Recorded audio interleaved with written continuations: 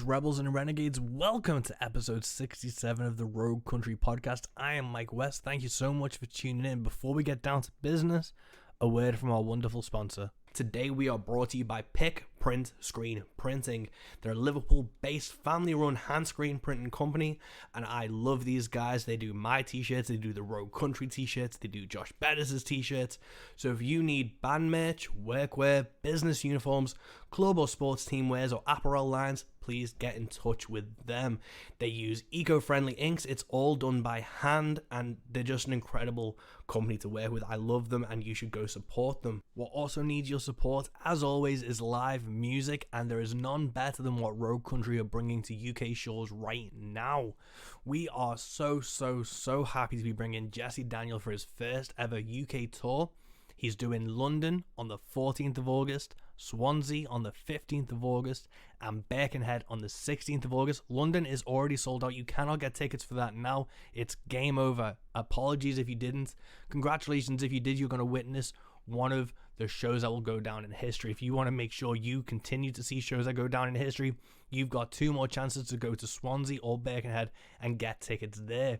We are also so excited to be bringing Tommy Prine, son of legendary artist John Prine, and his tracks so far, what Tommy's released so far, have been absolutely incredible. He's just done some sold out shows in the UK with Tyler Childers, and on the 30th of August we're bringing him to Birkenhead. It's going to be epic.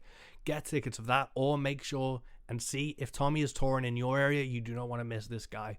We are also doing the Hank 100 shows on September 17th. Now there's a bit of confusion, let me clear this up. It is two shows on the same day. One is in Swansea at the Bunkhouse, one is in Birkenhead at the Swinging Arm. So they're happening at the same time. Two different lineups, lots of different artists, lots of different fun. It's going to be epic. You want to go to the Swansea one, we have tickets available. Head over to the Rogue Country link tree. If you want to go to the Birkenhead one, it's free entry. It's an all-day and it's going to be epic. But enough about us. What else is happening on the scene? You do not want to miss the Rustic Stomp Roots Festival from the 14th to the 16th of July. The lineup is incredible. Heathen Apostles, Sarah Vista, Mark J. Lee, Ashley Harding. Don't let this put you off, but Josh Bettis is also playing. It's going to be epic. Go over to their website. You do not want to miss this lineup. If you can't get to that, check out the lineup. Support these artists because it is incredible. What else is happening? Well, not only is Pat Reedy touring throughout May, he's coming back in June as well at What's Cooking in London, the Grove in Leeds, and he is playing with the lovely Chris Dover and Jody Davis in the Underground in Bradford on the 23rd of June. Do not miss that. What else is happening? You guys are spoiled. The Burner Band is opening for Reverend Peyton's Big Damn Band in Leeds on the 18th of July. Roseanne Reed, a friend of the podcast who has been on before, we're going to have her again. Her new album, Lawside, is releasing June 2nd. And not only that, she is touring the UK throughout June with the very incredible Steve Earle. That's right, she's playing York, Whitley Bay, Edinburgh, Galway, Birmingham, Buxton, Liverpool, Bristol, London, Belfast, Sligo, and Dublin. Do not miss these. This is incredible what's happening in the country scene right now. And let's talk about something that happened to the UK country scene, something absolutely amazing that happened. Luke Hendrickson came over and played throughout April. We did an incredible 9 shows in 9 days. It's amazing. We did 2 shows in 1 day and we had 1 day off, so that's how we managed to make that up.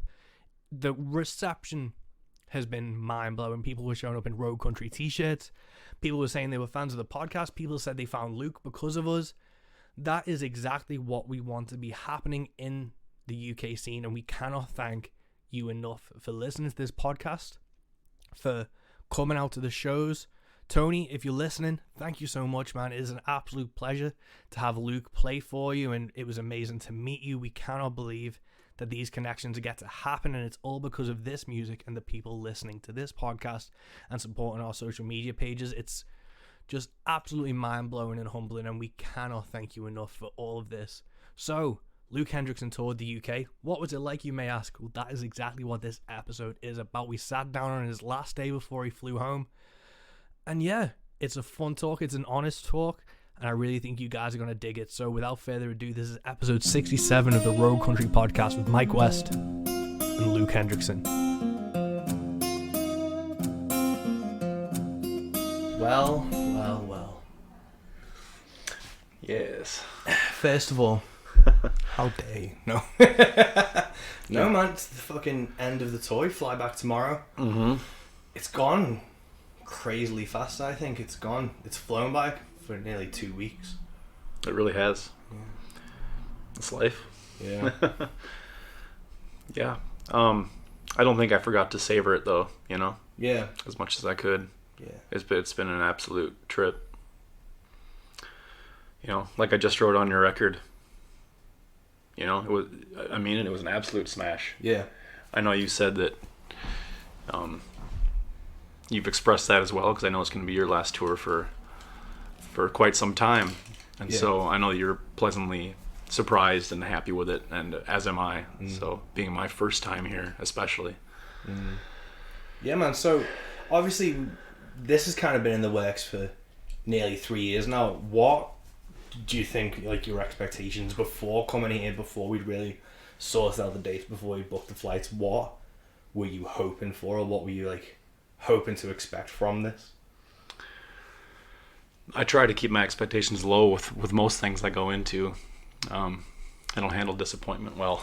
I'm hard on myself, but I just wanted to see the country. I wanted to play to a few people who would listen, and I figured there would, because I followed what you've been doing with Rogue and everything, and I knew there would be some people there who know of me because of you, but it turned out to be way more than I ever could have expected, had I tried to expect anything. Ever since I started doing this, it's my goal to play as many places as I can. I love traveling, so get to combine that with music and performing, and connecting with people through stories and songs. That's the main objective with all of this. Yeah. So, yeah, now that it's over, it's odd, isn't it? Yeah, it's crazy as well, and like, I don't know if you were the same, but I think after the kind of the bar was set so high for Dark Earth Records. The first show, the first show, which was like a free entry show, just in a record shop or record store day, and it went so well with people listening and buying merch at the end, and being so interactive. I was like, fuck, this might be the peak. Yeah, right. But every show's just been fucking so, not necessarily well attended, but the people who have attended have truly give a shit and truly give a fuck. And listen to things, and it's been beyond what I've seen in the independent scene for a long time. Well, good. I agree with you. I'm impressed that you were impressed and pleasantly surprised. And I agree with you. Every show had its own sort of charm to it, in its own ways. And you're right, and like I've always said, I'd rather play to two people who give a shit than a packed house who couldn't be bothered, So in that way, absolutely agree with you. Yep. Yeah. And what, like, for you, what have been the highlights? Because obviously you got here Thursday last week, you're leaving Wednesday tomorrow, so it's just shy of 14 days. What have been the highlights of like the whole thing for you so far? Sleeping on a cot in your spare room. Of course, the biggest highlight and biggest honor. Invading your space. A cot that's also been, not to name drop, but Josh Bettis has slept on that. So, sleeping amongst the champions. He name dropped himself, actually, when I mentioned that. I think Noah may have been on that one. I'm not sure which of the Plothounds took that, but that entire room was just filled with mattresses. You had like what's the game? You had a Tetris in there, like just. I was afraid Catfish was just gonna disappear. Yeah. What highlights? The whole damn thing has been a highlight. Everybody's been friendly. I mean, even at good shows, sometimes you have people who are impolite or rude, don't get what you're doing. But nobody's been rude. Everybody's treated me so kindly. Only a couple people made fun of my accent. Like highlight gigs, stuff like that. You mean? Or just highlight gigs. Obviously, we'll talk about our escapade with the Sabbath mill. Yes. But, yeah. Our Pembrokeshire Beach, like, you know, the things you've seen, the things you've... Sure, it was beautiful. Wales. And I admittedly, like, didn't know anything about Wales, really, other than it was this little sort of country that's kind of part of... I still don't understand all your... what's Great Britain and what's the United Kingdom and all that, but Wales is beautiful. England's been beautiful. The Peak District was great, seeing that big stone dam. Getting accosted by those fighter jets in the valley while I was just trying to peacefully look at the ducks in the lake, you know. Like that was a shock. Let's see, where else did we go? Oh, getting proper British fish and chips for the first time, and then the second, and then the third time.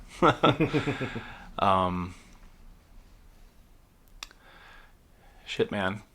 The architecture, is just like we've talked about this whole trip. Everything is it's older here than what I'm used to. You know, I like seeing the stone buildings, the countryside, the stone walls. Wincing every once in a while as I'm sitting in the passenger seat where I'm used to sitting in the driver's seat, and going, "Oh shit, Mike! No, okay, he's doing that right." You know, because it's just so backwards what I'm used to. Feeling like an idiot trying to count change in the line at the convenience store. To where I'm just handing it to the clerk like, "Here, will you figure this out for me?" The gigs have been incredible. The venues, all the people working, the bar staff everywhere have pretty much been great. Sheffield was a riot. Met a professional basketball player from Wisconsin. Yeah, fucking huge guy. Bennett Cook, if you're listening, cheers to you. Good luck to the Sheffield Sharks. You got a fan in the States. Shit, I don't know. I could probably go on and on. That's what we're here for, but like it's been good because obviously we had like 9 shows over, I think it was 10 days. It's basically been like one Saturday to the end of Sunday. So yeah, I had to do that computing. It was 9 shows over 9 days because we had one day off, but 2 shows in the first day. So and technically it was 10 shows because we did that impromptu one in Vicky Park. That was don't let me forget about that. Yeah. So let's expand into that because that was something that was thrown together. We had the Sheffield gig the Tuesday night. And we threw that together because someone had been messaging you. Yeah. I got a message randomly. I guess it was on Instagram from somebody who said who made this really nice heartfelt message about how much my music meant to him, and especially he said a place to call our own just got him through some tough times. And to hear anything like that from anyone is incredible and an overwhelming feeling. But then to find out that he was he couldn't make the show. He wanted to go to the show here at the Swinging Arm in Birkenhead. And he couldn't make it because he works overnights. And I thought, well, shit, we can make this work, you know? And so we did. So, messaged him back and went up and met up with him in the park and got him his record and his T-shirt and some stickers. And, sang him a few songs in the park. And he was just over the moon. And honestly, I was too. Yeah. It's an unreal feeling. I could see how much the message meant to you when you got that. But then, like, that whole day, like, even the drive to Sheffield, I could tell that you were just, like, kind of mulling it over because it just meant so much, and like I could see in his face as you were playing while we were there how much it fucking meant to like the both of you.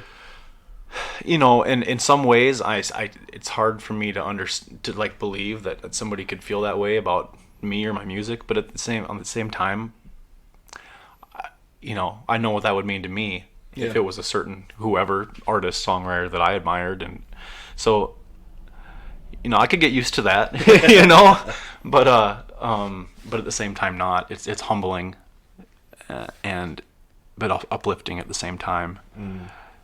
Yeah, Tony, right? Tony Anthony, if you hear this, which he probably will, right? Because he says he listens to your podcast. That was the mind blowing thing. And for you too, he's a fan of what you're doing. Yeah, so that was like the mind blowing thing for me was to see like Rogue have like a small part in connecting you two. Absolutely. And to have him be a fan of the podcast and stuff was just, for me, that was mind blowing, and to see like the whole thing kind of take shape was wild. Yeah, I am still floored by that, and you're right. It was kind of an emotional thing for everybody involved. I never could have expected that, No. anticipated something like that. And then, so yeah, cheers, Tony. Thank you so much, man. Thank you so much. Thank you for listening. I hope to see you again. I will see you again. I'm going to be seeing him again because I need to drop in a poster to him. Right. And then Jesse Daniel show. So, but yeah, and then aside from Tony too, I mean, there's been other people who have shown up to shows who obviously heard about my music through you and Rogue Country, but there was also some that had been listening to it independently of that, which was kind of extra wild to me, because who the hell am I, you know? So, I don't know, man. The world's not that big, I guess. No, that's the weirdest thing about like how the internet works. No, it's like I made the joke on stage a couple of times where it's like, you know, we were brought up to, you know, not talk to strangers, and then, you know, here we are fucking booking a full tour and, you know, hanging out with strangers, you know, we'd never met outside of online, you know, staying at our house, working with strangers we've never met before to book gigs, to like open the shows and stuff. And, you know, it's brought us a lot. For all the bad the internet has, you know, it's not the internet, it's the people using it. But, you know, there's a lot of good that can come from it as well. Like, this whole thing has just been incredible. Yep. And it's all down to the internet. It never would have happened without it. Yeah. And it's just kind of becoming, this is an extension of, I guess, just how I've chose to conduct myself with my music and making it a career. Just go for it. Yeah. You know, all the things that, I guess I'm kind of probably going off track a bit, but I never would have ended up here if I hadn't convinced myself that I should start going in public and singing. And then it goes from, well, I like to go in public and sing as long as people listen, and well, shit, if I'm going to do this more, I got to book gigs. So then you learn how to become a booker, and then you learn how to become a promoter, and then you just take chances on things, and then you have to start selling yourself, and then, you know, I sold myself to you, or the other way around. I'm not sure how this, it's so hard to think, but yeah, the internet facilitated all of this. Absolutely. It's not all just arguing with strangers, and yeah, sometimes you meet strangers who become friends. So yeah, but you know, let's, you know, ignore the tour for a sec. Let's go back to that point you just made about like when you first started like playing guitar. I can't remember what we talked about the first time you were on this podcast, but with, you know, choosing to perform live and become a musician, when did that thought process kind of happen? Like, did you have like, were you writing songs like, you know, in your room at home and stuff before you started playing live, or what was the kind of switch? Well, I started a long time ago, and it wasn't even with a 6-string guitar, you know, it was with a bass, and just a love of music. That's all. I grew up with music in the house constantly. First thing in the morning to at night, Mom was playing records, so it was in my head constantly. And then, like I was saying the other day, like I was in high school, I was infinitely proud of my CD collection. Yeah. You know, as far as in my mind, I had the best one in town, you know, in school. And I don't know, for some reason I just felt the urge to attempt to play some of those songs. I ended up being on the bass guitar. Found out I learned that stuff. I learned pretty quickly. I had a good ear for music, and over time, it was a huge part of my life. I couldn't see myself not playing music. Yeah. And then once that, I always sang in choir in high school, and ended up realizing that I really enjoyed country music. So I had a classic country cover band for a long time. Did the bars and the fairs and stuff. And I was writing my own songs, sort of on the side. And when that band fizzled out, it just made sense to start doing my own stuff. Trying to think of how that actually happened. Honestly, completely candid, I do remember I had never played like a solo show. I had been the singer in this band forever, and this TMI I know, but I had a vasectomy after our second kid was born, and I had to go. I couldn't work in my job for like a week or a few days or something, and I was like, we needed that money. It was unpaid, you know, and so I just put something out there saying, hey, on Facebook, I guess. I need some money, so if anybody has a gig for me, I'll give this solo thing a try. That's the only way I knew how to make. No way. Yeah, it's the only way I knew how to like attempt to make money on short notice, and so it worked out. And I was spoiled, just like we were spoiled with our first gig here. I came home with like, I don't even know, like $600 or something. No way. And I was like, what am I? Why am I driving a truck? Why am I, you know?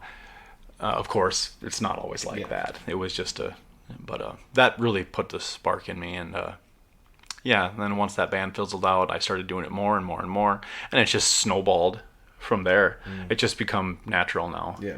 And my family's normal. Yeah. And yeah, and I can make a living at it, and it's all I want to do. So it makes sense to keep doing it. Keep trying to get better at it. Keep making contacts. Yeah. You know? Because that's the thing I think we've talked about as well, is like, you know, being a musician's well and good, but, you know, you're one of the few people that I see, you know, making shit happen for themselves as well. Because, you know, a lot of musicians, they want to be on shows, but they won't book shows.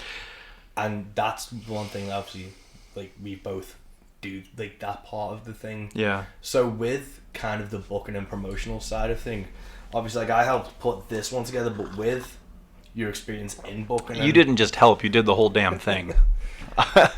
This is the only one I didn't have to lift a finger on, but continue, sorry. But with the booking and promoting side of things, you know, when it is yourself, when you're looking at booking a tour or looking at booking a run of dates or finding, you know, a new area to venture into, what are the steps that you kind of think or go through to make those happen?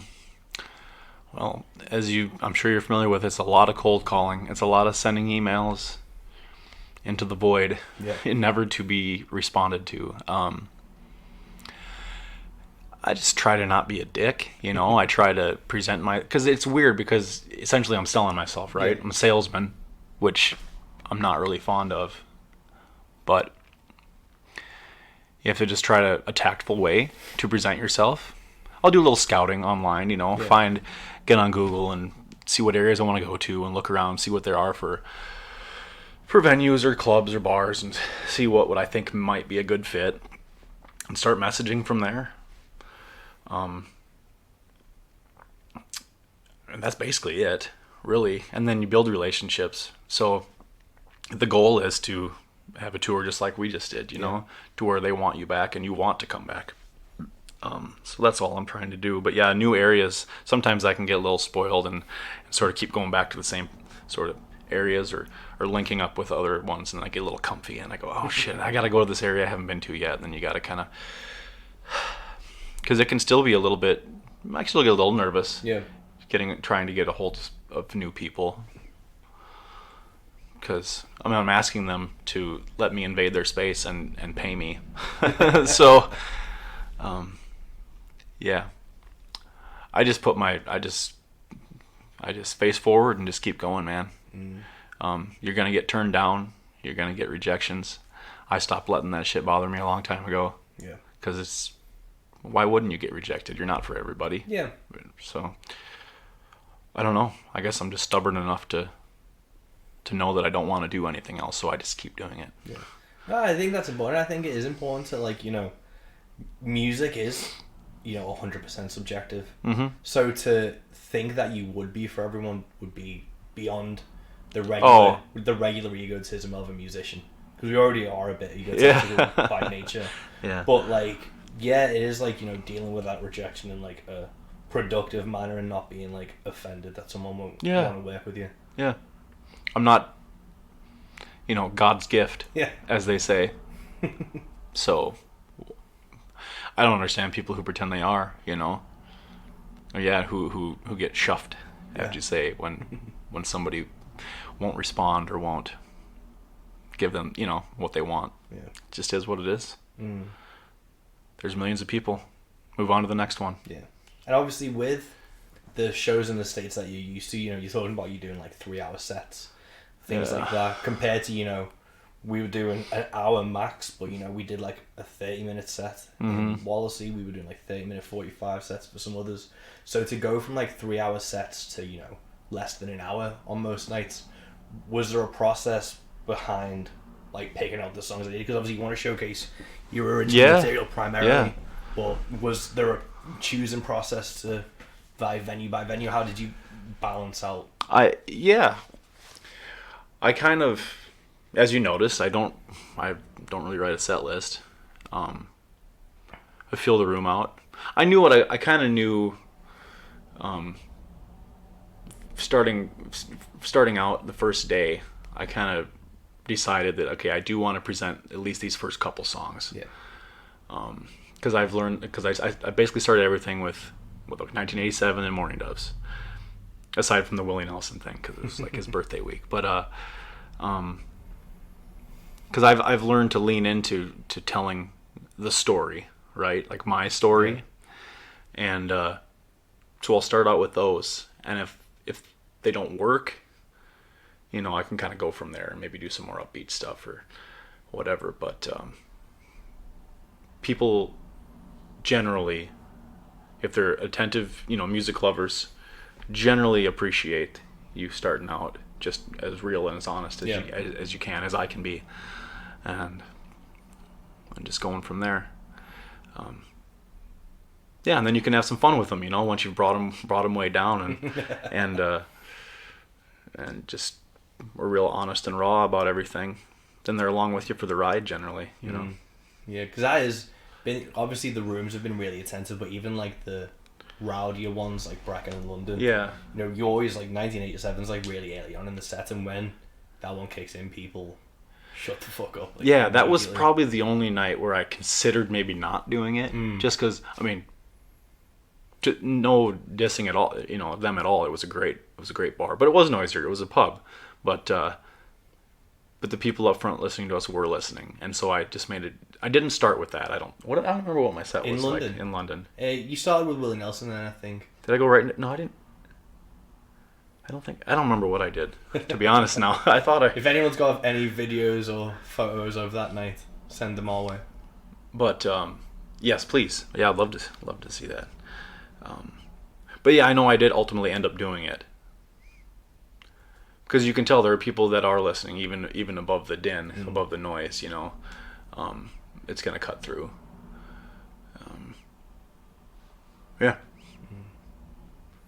Yeah. And then with this, like we talked about it the night or the night before, within half the shit you're thinking about, like that had like a response. I don't know if you were like anticipating or expecting, but you saw it ending with that, and like that was because of the UK crowds that you were playing towards.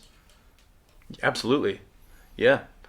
I usually will play that song even back home, unless there's a family place with a bunch of kids around, I guess. But yeah, it made sense on this run to start ending with it. I think it leaves people on a high, a bit, and you blow off that steam towards the end and just go out with a bang, because it's quick. It's simple. It's a simple song, but it's quick. It's to the point. I think it's got a fun message. People like to cuss a lot, so in a venue, if you can get everybody chanting together, and they always did, and it's fun for me to step off the mic too, and look at people in the face. I feel like they get a kick out of that, knowing that we're all doing it together. Yeah. And are you gonna take that kind of set structure, or that like closing to back to the States to do some sets and things? Yeah, I've actually been thinking about that the last couple of days. Like, obviously, I'm still gonna have to do the bar gigs where it's the 3 hours, because you're made to be sort of entertainment, right? For a lot of these places, because they pay better, And so if I'm gonna do this for a living, like I do some sets like we did on this tour back home, depending on the night. I like doing shows with other folks too, because you can do that and the camaraderie. Get to watch somebody else play shorter set. You don't ruin your voice. But yeah, I always lean into my own songs anyways. So yeah, I've been taking notes this whole time, mental notes. So yeah, we'll see how that plays out. But I'm always learning and expanding upon what's come before. So yeah, awesome. And with talking about sharing bills and with other artists and stuff, I was really happy with the fucking Rogue response that we had. Like, obviously we played with Chris Dover, Banjo Jen, Young Devils, Brandon Ridley came to a show, Jody Davis from Fargo came to a show, and it's been really nice. Obviously we played with Josh Bettis, there was a bunch, Matt Woods you ran into as well. So like, that's a highlight. The artists that we've been around this week have been really incredible and really inspiring as well, and it's been boss for me because obviously we've got like a little UK pocket here, so to share you with them and vice versa, and you know, just kind of knit those worlds together has been really fucking cool. Agreed. It's been really nice to go from just seeing it online, like all the work you're doing and what you've been up to, but to come here and see it in action, in person. Really incredible. I'm still blown away that you had this sort of faith in me at all, you know. to I don't know, think as highly of me or my music or whatever, or both, as you do, enough to want to do this for me. Thanks, man. And asking for, you know, nearly nothing in return.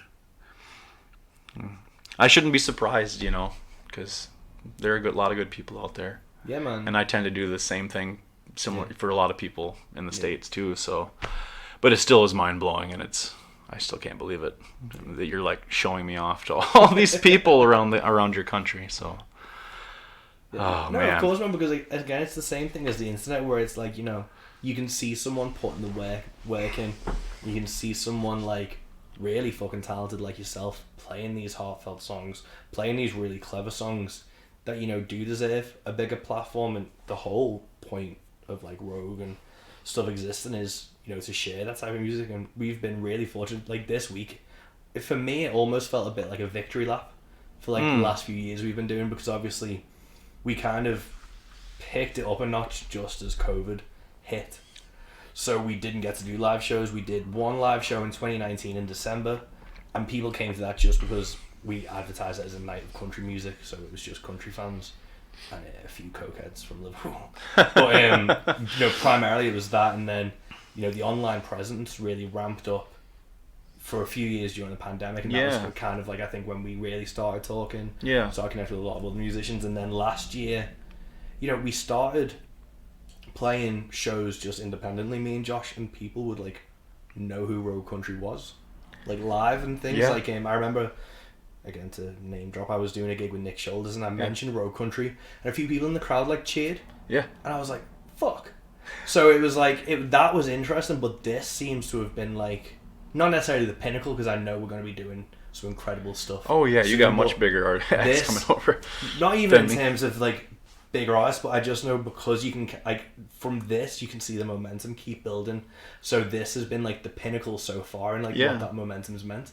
Like people came in fucking Rogue Country t-shirts and things. It's been wild to do that, and it's been complete vindication of, you know, we've not felt at home in the UK, and now we've made our home, and we can have, you know, our guests in our home to, you know, share the kind of audiences and love of this type of music. And it's just been mind-blowing for me to watch. The response to you has been like incredible. Obviously, like, I help book the tour and stuff, but at the end of the day, I've just wanted it to be successful for you, and it's, you know, I think it has, which is just fucking means the world to me. Same. Yeah, I don't know what else I could add to that. But yeah, aside from my, you know, the response to my music and myself, which has been incredible, it's been really fun getting, like you mentioned, getting to watch people walk up to you and mention Rogue, and then they've listened to the podcast and they follow your page, because, you know, that's what you want. That's why you're doing it. You want to spread the love around, spread the music, and so it's been nice to watch you be genuinely kind of taken aback by some of the compliments and comments you've received. So this podcast kind of just turned into us filleting each other. So I'll move on, but I messaged Josh to see if he had any questions for you. Josh, huh? Okay. He asked, what's a hypotenuse? A hypotenuse? Isn't that some sort of geometry thing? I think so. I don't even think he knows. He spelled it right, which I'm shocked by. He Googled that shit. you go look up what it means. Hypotenuse. Yeah. Yeah, that's some sort of an angle or something, isn't it? He said, I'm going to be pissed if you don't ask now. That's done. Well, he asked. And then he also asked if you could pick one highlight from your first UK tour. And I'm quoting this word for word. If you could pick one highlight from your first tour, why is it be meeting Josh Bettis? Why wouldn't it be? That is the absolute highlight. That's the pinnacle of the pinnacle. It is. No, Josh is lovely too, and he's another one. That, like you said, you and I have talked for a couple of years now. Yeah. Video chat and on the phone and Messenger and whatnot. And Josh and I have as well. Yeah. And you recorded. I recorded one of his songs. I mean, his head fucking blew up over that thing, No, but yeah, it's hard to keep that guy's ego in check. It is. No, Josh, you're a lovely guy. You got a great family. Beautiful countryside you got there. Yeah. It was awesome. It was awesome to meet you. It's just surreal, this whole world of internet. There wasn't a time really when you knew somebody before you knew them. Yeah. Mm. And so, stepping out of the airport and seeing you, it's like, I think I said, like, oh shit, you're real, like, yeah. It's just, it's mind blowing. Yeah. So Josh was the highlight. A hypotenuse, some math thing that I am not familiar with. I don't know why you want to know that. He wanted to throw me off my game here, I'm sure. Yeah. Anything else? No, but a hypotenuse is the longest side of a right angle triangle. Okay. Thanks, Josh. Yeah, thanks, Josh. What I want to know is what's the Welsh word for hypotenuse? It'll be a long word. Yeah. But that's, again, the thing, like, seeing you and Josh, like, meet and then, playing the old house in front of him must have been nerve-wracking. Yeah. Yeah. But then he played it in London and got the words wrong, which got into your head about if you did the words right. Well, I was going to see. I didn't know if he was doing it to, like, fuck with me or just that's something he does at shows sometimes to, like, alternate words or what. But then, yeah, he came up to me after his set. Oh, I'm sorry, I played the old house. I know you were probably going, why? He's just so sweet and kind. What are you sorry you wrote the song? It's your song. It's your, yeah, it was, yeah, to play it in front of him, in Brecon was another, just a once only experience, but he made me feel very comfortable about it, and I think I did okay. Yeah, man, you nailed it, and you got the words more right than he did. Yeah. I forget words to my shit. What gig was it? I forgot the words. To Good with a Gun somewhere. I recovered, but that's never happened to me. I think it was in Sheffield. Yeah. Yeah. It happens. It does. Yeah, Sheffield was an interesting one. Like, the guitar cut out. Yeah, that's right. Yeah, but you made that work for it, and that's the kind of shit that no one tells you is going to happen. Yeah. When you start, Yeah. Thank God we're acoustic. Yeah. You just start stomping on the floor and hit the strings a little louder, a little harder. Yeah. No, man, it's been wild. We got to see some of the UK. It's going to have a full English breakfast. We got to break into the Black Sabbath the watermill. Watermill, yeah. What was it called? The Maple Durham, watermill. Just outside of Reading.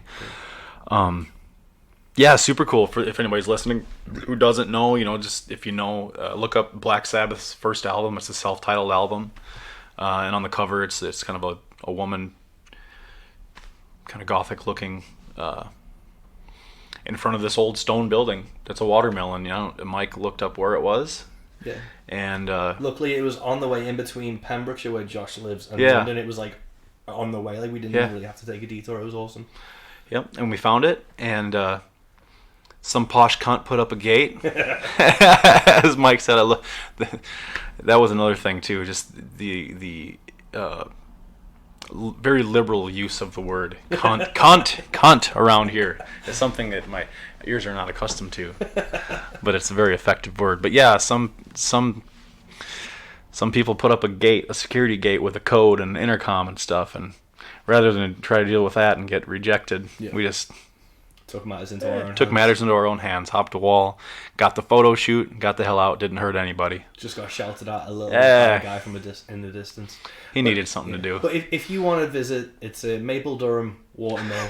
There's a big gate with like iron railings and iron spikes in front of it, but there's a church next to it with a 3-foot tall wall, which is a lot easier to hop over. So if anyone would like to visit, that's the way to go. Do you know what though? I fucking 100% believe if we rang the doorbell, they would have let us in. That's the bit that's making me laugh. I know. Without leaving that place, we were talking about that guy running at us from the distance. That you probably just want to say, "Hey, do you want to sign the guest book?" You know, and we just, basically just told him to fuck off. Well, we didn't, but we didn't speak to the guy. No, hopped away too much. But yeah, and you can do it. I'll be 40 in a couple months, and I haven't tried to jump much of anything in a long time, and I made it. You can do it. So, if you're interested in heavy metal and Black Sabbath history, it's worth a look. Yeah, it was cool to get to share that with you. Go to see some heavy metal history. It's absolutely agree. It's been a highlight of the trip, even though they were only there for 5 minutes. Yeah, yeah. I know we went into that hoping that we were gonna get like let's look up the album cover and make sure we're standing in just the right position so we can but we didn't get a chance to do that. But we got the photo. Yeah, that's the important thing. Yeah, no, that was something I'll always cherish. That was. Yeah, just posting it on my Facebook and seeing all my friends be like, "No way," it's worth it. Yeah. Yeah. Yeah, the big what was it called? The big church in Liverpool. That was the Anglican Cathedral. Yeah. Cool architecture. The walk around the cemetery was neat, real old stones. There's just been so much stuff. I'll think of more when we're off. Yeah, it's hard with like Mike, a trip like this as well, because there's going to be a lot to fucking process, and it's not going to hit for a while. There'll be small things that you think about, even just like that you saw passing out of a window and things. It's going to be a lot to sure. Well, and half the time I'm sitting there, kind of thinking about the gig, and thinking about the show and thinking about my family back home, Yeah. So it is a lot to process. So it'll take some time. I think when I'm recovering from my jet lag, when I get home, I'll probably just be laying in bed, remembering a lot of this. And obviously you're flying back tomorrow. You've got 18 hours in Munich, which is super fun. Yeah. And when you get back, what's the plan for the States? You got some shows lined up and things? Yeah. Yep. Just business as usual, really. Booking enough shows to pay the bills and feed the family, and mostly solo stuff. I try to intersperse some full band gigs too, a couple every month. Summer's good for the outdoor stuff. We got a couple festivals. Just follow along if you want to see where I'm at. Yeah, it'll be all states for the foreseeable future. Yeah, just business as usual until we can get you back to the UK. Yeah, I want to come back. A lot of the venue owners and the bar staff and the promoters were really they would have had their calendars open and booking you in. I know there and then. If it's wild. The kind words, the compliments I've received. I still have a hard time taking compliments, but it feels so good. It's assuring. That I guess I'm doing that I'm doing okay at this. I would absolutely love to come back, and I will. Yeah, I will totally someday. Yep. Yeah, Maggie's coming next time though. Yeah, no, that's the thing. Like when I first toured Europe, I was on my own, and it's like it's not just like it's amazing to like see stuff, but I always feel like you're probably the same. It's like it's so much better to share it with someone. When you're traveling around on your own, you're like, oh, this is awesome, but I can't point and go like, look at that thing. So when I toured Europe the second time, I made sure Steve came with me. Sure. Because obviously it's like we've been touring together, but you want to be sharing with someone back home who you can talk about those memories. Yeah. Like, do you remember us jumping the fucking wall? Yeah. It's well, I'll be bothering you with that for years to come. But yeah, I mean it's got all the It's both worlds. Like I cherish my alone time, you know. So I do pretty good on my own. I don't mind traveling alone. But at the end of the day, you know, it gets a bit lonely and you know, wrestle with the guilt of being gone and stuff. But you know, all kinds of people travel for work. Yeah. You know. So it is what it is. It works for us. And yeah, I'll do it with the family again someday. Well, when I get back, you asked, in a couple weeks, I got a couple shows in, like, I got one in Kansas City and one somewhere in Iowa. And I decided to take my oldest daughter, take her out of school for a few days. She's going to come with me. Oh, awesome. Because and have a day off in between. So I'm looking forward to that. Of course, I got a road trip with my other daughter coming up too. Family vacation or holiday this summer. I think we're going to drive to Oregon, see the ocean. Yeah, that's what I got going on coming up. Yeah. No, awesome, man. Yeah, Oregon's on the... It's the West Coast. Yeah, it's between Washington and California. Yeah. I don't know what that is. I always get confused because it's like... I always think like Washington's Oregon like one, but it's two separate states. Like, yeah, I always get confused because I'm not American. Well, yeah. I wouldn't expect you to know at all. I didn't know anything about England, and for such a small place, you know, there's diverse cultures and different accents in such a relatively small country. It's amazing, you know. Travel, people, go see places. 100%. No matter what. No matter what, just do it. Yeah, and you know, going on from A Place to Call Your Own came out last year. Yeah, well, yeah. It was November of 21, so a year and a half ago. Cool, and you kickstarted that record with kind of doing that. Will you look at doing that for the next record, or what? Do you have a plan percolating for the next record? Not a fully cohesive plan. Like we've talked about, there are some new songs I have completed that I've been singing on this run. There are other, you know, remnants of songs. There's stuff written down in notebooks I have. But no, just with family stuff and with life, it's just not. It's a big undertaking and a lot of time and expense, you know. Yeah. Even with Kickstarter, you know, to make an album. So I'm just not there yet. You know, putting Maggie through college and all that stuff. So I just got to keep working. Yeah. But it'll happen. You'll be the first to know. I'll keep writing songs and I'll send them to you. Send them to you and Josh. No, I wish I had more info about that, but I don't. Yeah, no, it is what it is. While you're still working on it, I was reading a thing because obviously Willie turned 90 on Saturday, so there's been loads of kind of posts about him and his like legacy and things. Yeah. And I saw one thing about how he owed the taxman like 1.67 million or whatever. It might have been 16.7 million. I can't remember where the point was, but that's why he went into the studio with just Trigger and like recorded an album because it was like he couldn't afford to pay the band members. Yeah. Because even at like his level, people are, you know, it's not cheap to put a record out. Yeah, absolutely. Yeah, and I don't know how it works on that level at all, but yep, you're right. Straight on from the top down. It's expensive. Yeah. That's why we're putting Maggie through college here so she can get a good job and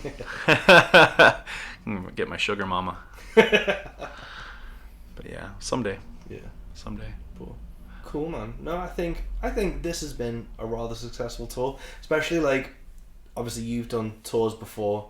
I've done maybe 4 or 5, including the UK and stuff, but this has definitely been the best in terms of from booking to, you know, playing and stuff. Yeah, and you've sort of expressed that throughout this last, you know, week, and it's kind of unreal for me to hear too. You know, it feels good to have been a part of that. You know, as someone who you're in your native land here, and to have this be, like you said, a pinnacle is pretty incredible. Yeah.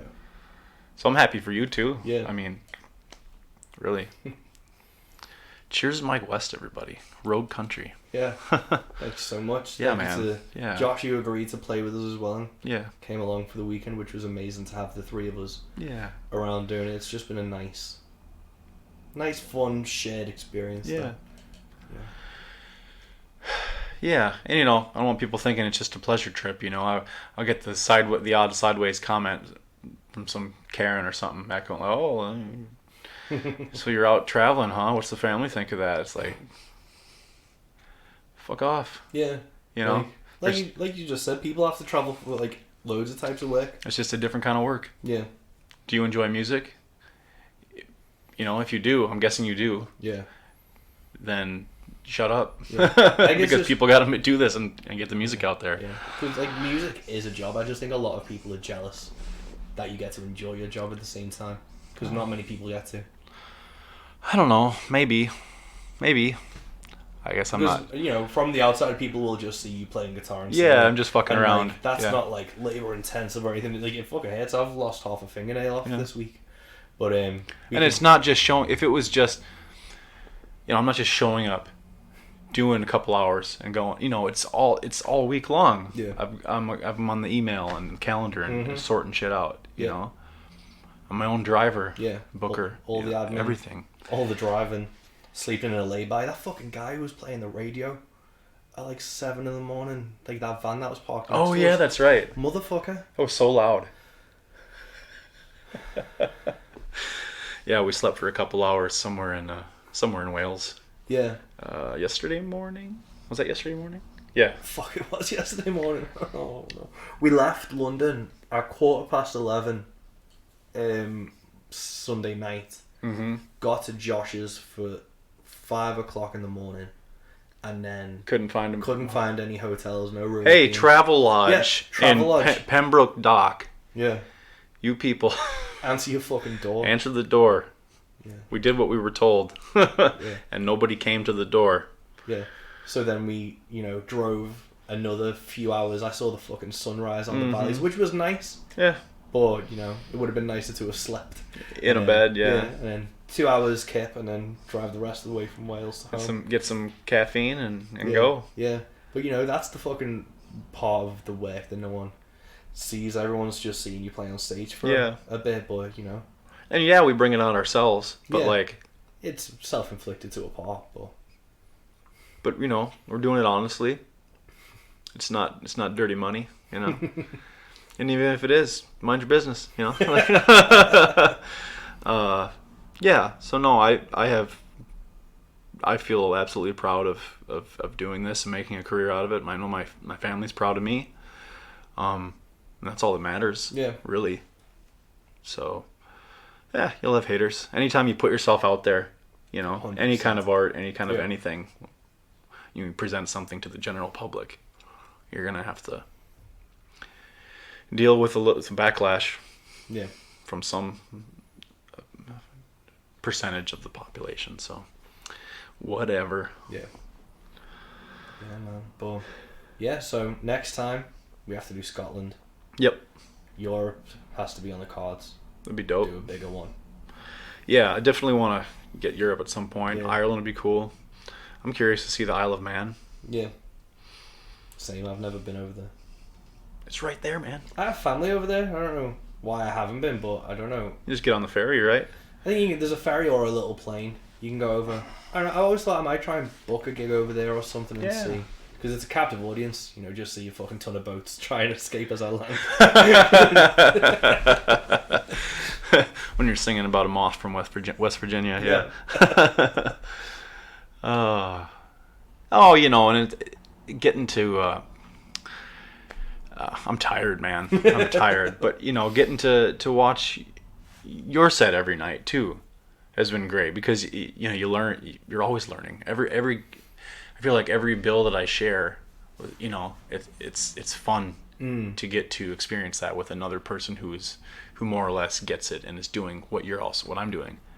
But for 9 days in a row, to watch how you saw somebody else interacts with the crowd and adjusts the set, and stuff like that.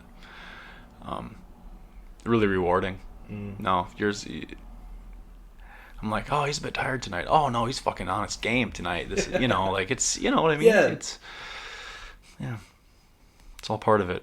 Yeah, I won't soon forget any of this at all. You know, I'll be riding high for a while, man. It's not just a thing to put on the resume, you know. It's an experience. It's something I'll always cherish. Can't believe it's over. I know. Well, at least you taking a memento home tomorrow. Stopping off at Von Long from the Young Devils tattoo shop tomorrow. That's right. To, yeah. I'm a permanent souvenir. Yeah, that's right. Yeah, thank you so much, Richard. Right? Yeah. Yep. What do you? I keep messing up what you call him. Von Long. Von Long. Yeah. They were great guys. And Adam, right? Yeah. Yeah. Young Devils. Yeah, they were fun. Yeah, and dude owns a tattoo shop. Said if I have time, I'll come in for a quick little freebie. So I'll throw a record his way, and I'm gonna get a spoiler. I'm gonna get a tattoo of a little drawing that my youngest daughter did, and so she'll be over the moon about that. That's gonna be so cool. So I'm excited. Yeah. Sound well. Let's wrap this up and sounds the rest good. of our evening. But 3 words to sum up this UK tour. Oh no, I'm not. I hate that. I'm not good at that stuff. 3 words to sum up the UK tour. I wish I was more clever. My brain is fried, man. I'm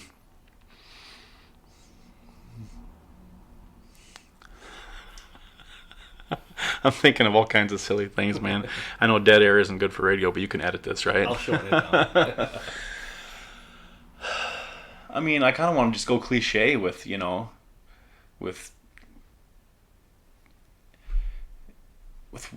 wonderful and I'm blessed and riotous. But really, 3 words: tiring, exhausting, and incredible. Yeah. Just like life. Just like life. It's just another part of life. It really is. Life's an adventure. Go out and do what makes you happy, you know? That's what I'm trying to do. Mm-hmm. That's what you're trying to do. Keep listening to Rogue Podcast, listeners. Mike's got a lovely wife and a baby on the way.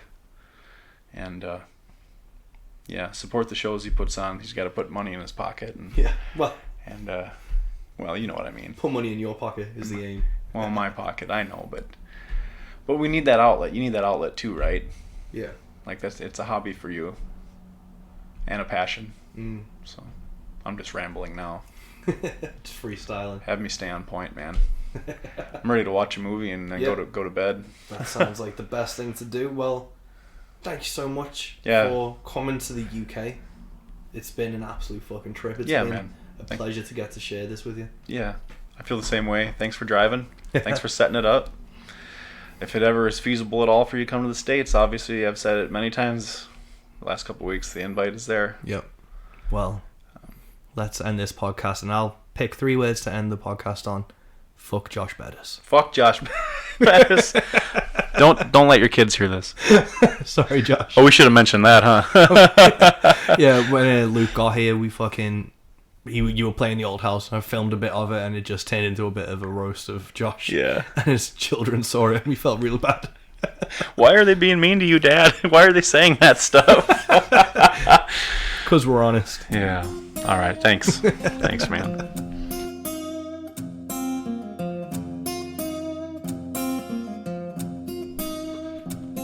Thank you so much for listening to episode 67 of the Rogue Country podcast. That is now in the bag. It's done. It's over.